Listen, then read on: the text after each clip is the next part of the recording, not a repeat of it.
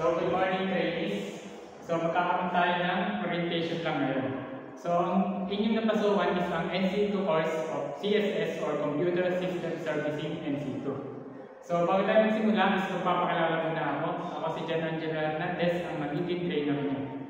So, ako din ang magre-record ng mga assessment nyo and I'll be the one to observe your performance and your assessment in this training.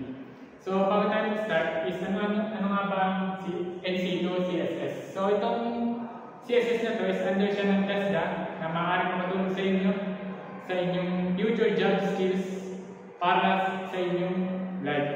Then, dahil sa mga natutunan nyo dito, pwede nyo itong gamitin trabaho or so ang training na NC2 CSS is binubuo ng 4 na competencies. Ang COC1, COC2, COC3 at COC4. So sa una is yung assemble and disassemble ng isang system unit. Dito is magkakaroon ka lang ng pag-assemble ng mga component ng isang computer. So COC2 is yung networking. Magkakaroon ka dito ng paglalag cable, then pag-connect sa touch panel, to switch. Then pagtingin naman sa COC3 is yung peer-to-peer na connection, which is nagkakaroon dito ng dalawang PC na may client and server.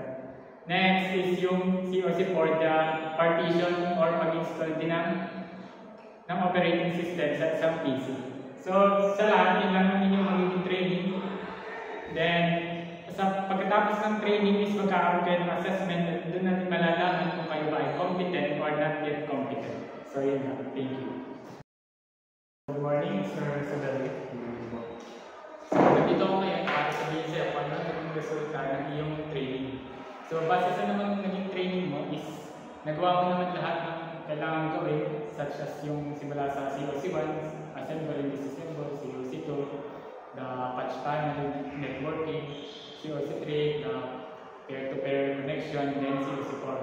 So, dahil sa training is nagawa mo lahat ng standard at naging mo, so congratulations again, you will mark as competent.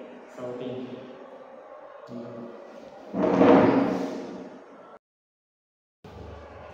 So, good morning, Mr. Sadali. So, nandito ako ngayon para sabihin sa'yo kung anong naging resulta ng iyong training. So, una is congratulations muna. So, nagawa ko naman yung COC1 and COC2. So, yung COC4 nagawa ko din, pero nagkaroon ka ng struggle dun sa part ng COC3.